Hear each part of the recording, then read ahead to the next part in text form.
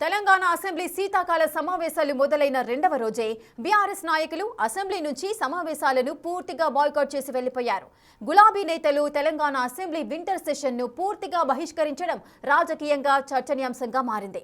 రాజకీయ వ్యూహంలో భాగంగానే బీఆర్ఎస్ బాయ్కాట్ చేసిందా?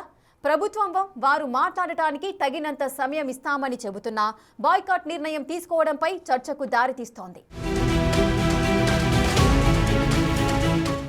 చాలా కాలం తర్వాత ఫామ్ హౌస్ నుంచి బయటకొచ్చిన కేసీఆర్ బీఆర్ఎస్ ఎల్పీ సమావేశం నిర్వహించారు. ప్రభుత్వ వైఫల్యాలను ప్రజాక్షేత్రంలోనే ఎండగడతాం, ఇప్పటి నుంచి లెక్క మారుతుందని హెచ్చరించారు కేసీఆర్. ఏడాది వేరే కథ, రేపటి నుంచి వేరే తోలు తీస్తాం ఎక్కడికక్కడ. ఆయన యాక్షన్ తో అసెంబ్లీ సమావేశాలు వాడి వేడిగా జరుగుతాయని, అధికార ప్రతిపక్షాల మధ్య మాటల యుద్ధం జోరుగా నడుస్తుందని అందరూ భావించారు. అసెంబ్లీ వింటర్ సెషన్ ప్రారంభమైన తొలి రోజు మాజీ సీఎం సభకొచ్చారు. నిమిషాల వ్యవధిలోనే వెళ్లిపోయారు. ఆయన రూట్లోనే సమావేశాలు మొదలైన రెండవ రోజే గులాబీ నేతలు వింటర్ సెషన్స్ ను పూర్తిగా బాయ్కాట్ చేయటం అందరినీ షాక్ కు గురి చేస్తోందనే టాక్ నడుస్తోంది.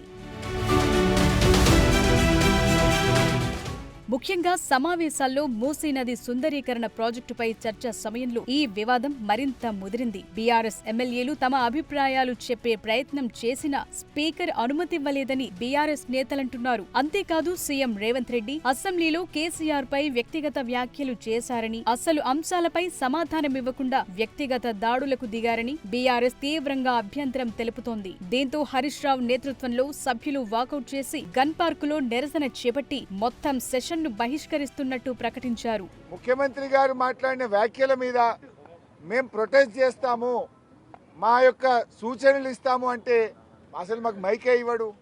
మాకు మైక్ ఇవ్వకుండా ఇంకొక విపక్షానికి మైక్ ఇచ్చారు, సంతోషం. మరి ప్రధాన ప్రతిపక్షానికి మైక్ ఇయ్యారా?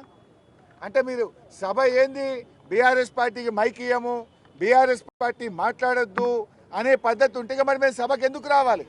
బీఆర్ఎస్ అసెంబ్లీని బాయ్కాట్ చేయటంపై పొలిటికల్ సర్కిల్స్ లో పెద్ద చర్చ నడుస్తోంది. అయితే బీఆర్ఎస్ డిఫెన్స్ లో పడతామని వెనకడుగు వెయ్యలేదని, వ్యూహాత్మకంగా ఆ నిర్ణయం తీసుకుందన్న టాక్ వినిపిస్తోంది. అసెంబ్లీలో తమకు మాట్లాడే అవకాశం ఇవ్వటం లేదని, స్పీకర్ పూర్తిగా కాంగ్రెస్ పార్టీకి అనుకూలంగా వ్యవహరిస్తున్నారని బీఆర్ఎస్ నేతలు ఆరోపిస్తూ అసెంబ్లీ వింటర్ సెషన్ ను బహిష్కరిస్తున్నట్లు ప్రకటించారు. సభలో కూర్చుని ప్రభుత్వం నుంచి వచ్చే విమర్శలను భరించే బదులు బయటకొచ్చి నిరసన తెలపటం ద్వారా ప్రజల్లో సానుభూతి పొందాలని ఆ పార్టీ భావిస్తోందనేది పొలిటికల్ సర్కిల్స్ లో టాక్.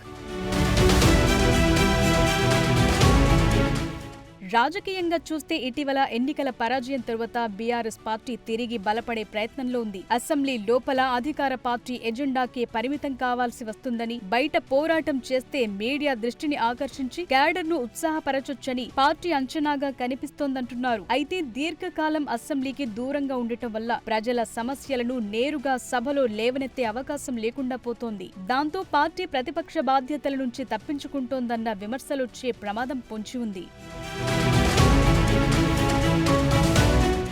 బీఆర్ఎస్ అసెంబ్లీ బాయ్కాట్ నిర్ణయం కాంగ్రెస్ ప్రభుత్వానికి కొంతవరకు పాజిటివ్ గా మారినట్టే అనే చర్చ జరుగుతోంది. అసెంబ్లీ అనేది ప్రజాస్వామ్య వేదిక, ప్రజల సమస్యలను అక్కడే చర్చించి పరిష్కరించాలని కాంగ్రెస్ వాదిస్తోంది. అయితే బీఆర్ఎస్ బాయ్కాట్ నిర్ణయంతో సెల్ఫ్ గోల్ చేసుకుంటుందంటున్నారు. ప్రతిపక్షం సభకు రాకపోవటం వల్ల ప్రభుత్వానికి తమ విధానాలు, అభివృద్ధి కార్యక్రమాలను ఎలాంటి అడ్డంకులు లేకుండా వివరించే అవకాశం లభిస్తోంది. అసెంబ్లీలో చర్చకొచ్చే ధైర్యం లేకనే బీఆర్ఎస్ బాయ్కాట్ చేసిందని కాంగ్రెస్ నేతలు విమర్శిస్తున్నారు. సభలో కూర్చుని పోరాడకుండా బయట ఆందోళనలు చేస్తే ప్రయోజనమేంటనే ప్రశ్నలు రావటం అధికార పక్షానికి బలం చేకూర్చినట్లవుతోంది. మొత్తానికి ఈ బాయ్కాట్ బీఆర్ఎస్ కు తాత్కాలికంగా రాజకీయ లాభం తీసుకొచ్చిన భవిష్యత్తులో ఇది పార్టీ ఇమేజ్ పై తీవ్ర ప్రభావం చూపే ప్రమాదముందని రాజకీయ నిపుణులంటున్నారు.